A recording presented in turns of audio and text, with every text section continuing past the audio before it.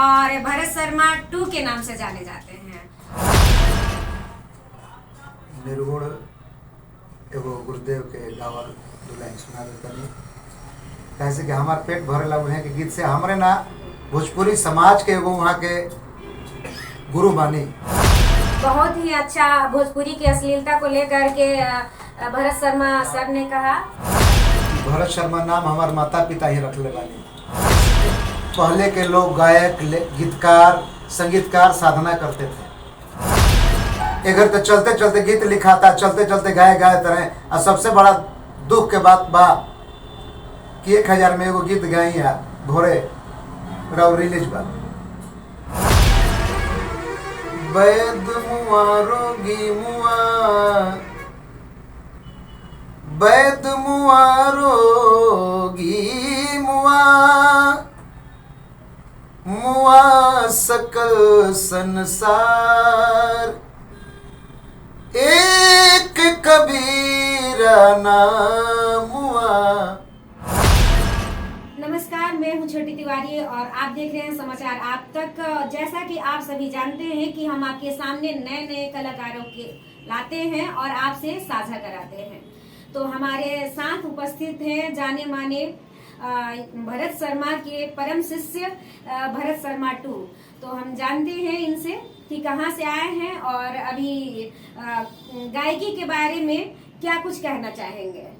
स्वागत है आपका हमारे कार्यक्रम समाचार आप तक में। तो आप बताइए कि सबसे पहला हमारा सवाल है, आप हम अपना परिचय दीजिए हमारे दर्शकों को। सबसे पहले सब श्रोता समाज के जय श्री बिहारी जी, नमस्कार, प्रणाम। हमारा नाम भरत शर्मा, माता पिता ही रख ले रहे, लेकिन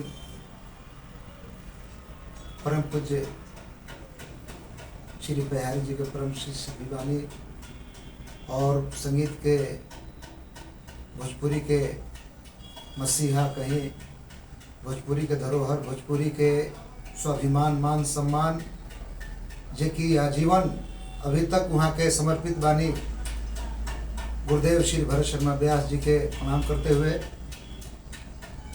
हमार घर भोजपुर जिला के जगदीशपुर बाबू कुंवर सिंह के नगरी में घर बा और भोजपुरी के गरिमा जिसे आज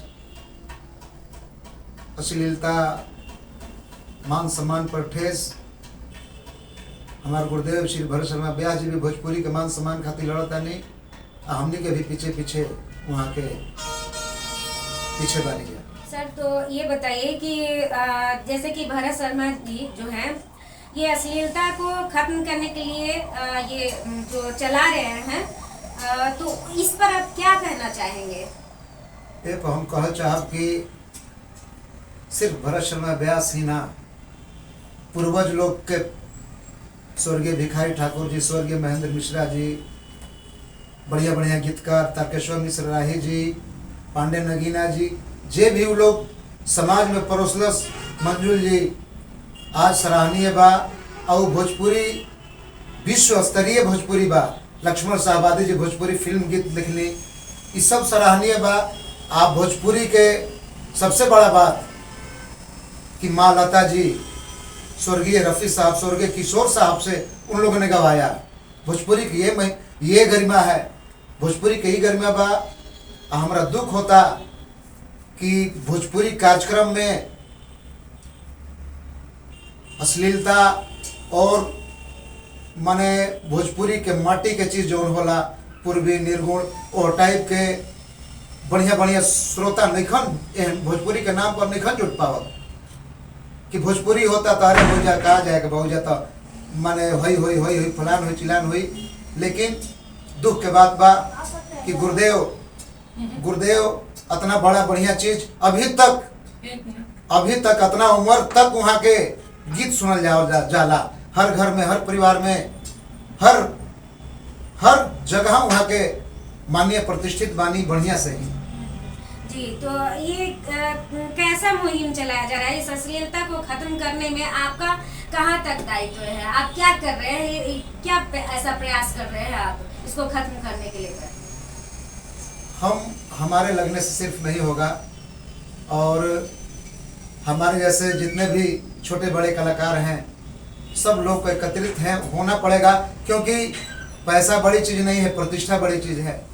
सर तो आप भरत शर्मा सर के साथ आप इतना रहे हैं, तो जरूर आप शिष्य हैं, तो कुछ ना कुछ आप में आया ही होगा गुण, तो आप एक निर्गुण सुना दीजिए। निर्गुण एगो गुरुदेव के गावल दुलाइन सुना देता नहीं, कैसे कि हमारे पेट भरेला उन्हें के गीत से। हमारे ना भोजपुरी समाज के एगो वहाँ के गुरु बानी, वहाँ के बहुत बड़ा साधक बानी, हम नज़दीक से देखले बानी कि बहुत माने अपना के संयम रखे वाला व्यक्ति, महापुरुष, जहाँ भी रहिला वहाँ के अपन एगो सबसे प्रेम व्यवहार मिला के रहिला। तो गुरुदेव के वो निर्गुण सुनाओ तने।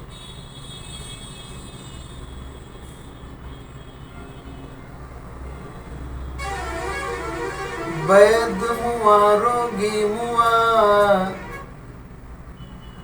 वैद मुआ रोगी मुआ,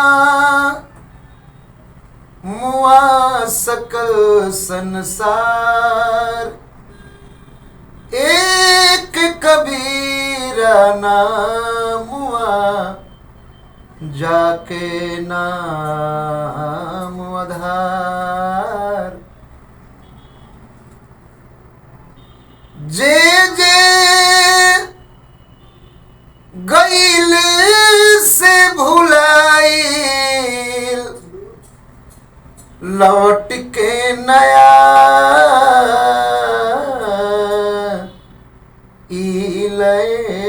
राम,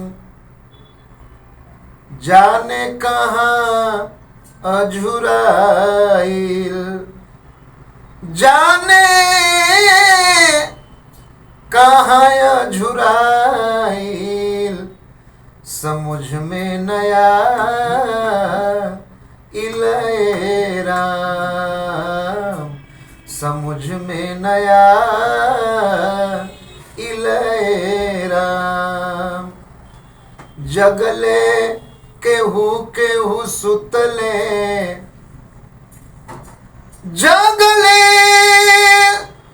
केहू केहू सुतले हो, जगले केहू केहू सुतले, केहू अनहुआ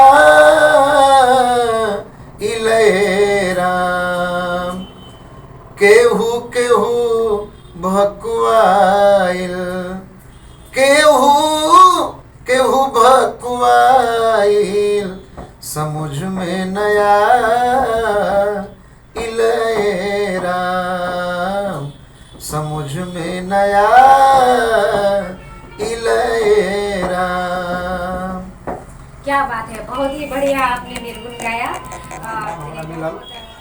सर अच्छा, जाते जाते अब नए कलाकारों के लिए आप कुछ संदेश दे दीजिए कि मतलब कैसी गायकी होनी चाहिए, और गलती लोग देते हैं ऑडियंस को कि श्रोतागण सुनते हैं तो हम सुनाते हैं, तो लिखने वालों की गलती है या गाने वालों की गलती है, गलती किसकी है इसमें? तो आप उन लोगों के लिए क्या कुछ कहना चाहेंगे? देखिए, इसमें बात ऐसी है कि पहले के लोग गायक, गीतकार, संगीतकार साधना करते थे।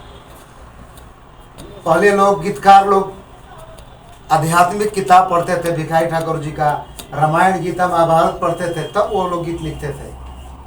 और गायक भी साधना करते थे कि हमको कहाँ किस रेंज तक गाना है, भर रात गाना है तो किस पटरी से गाएं। भोजपुरी का एक, क्योंकि वो फोक गीत है, ये क्षेत्रीय भाषा, एकरा के जितने ठेठ गावल जाला उतने बढ़िया लागेला।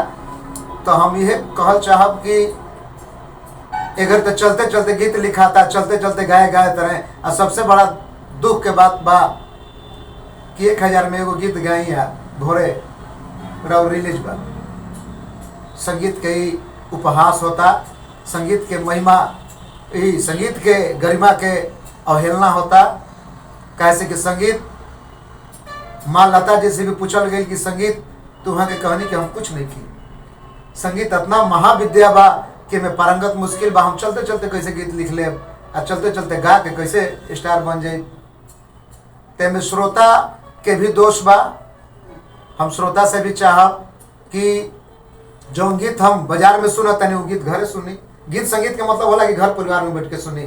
बिल्कुल बिल्कुल आपका कहना माँ बहन हमार रोवै से माई बहन सुनी जब बैठ के, तब वो संगीत भई कुछ समाज के बढ़िया निर्देश मिले, समाज के कुछ ज्ञान मिले।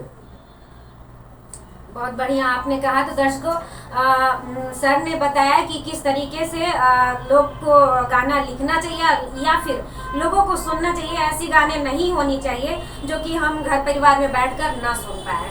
तो दर्शकों, मैं छोटी तिवारी फिर ऐसे ही नए के साथ फिर उपस्थित होंगे अगले भाग में।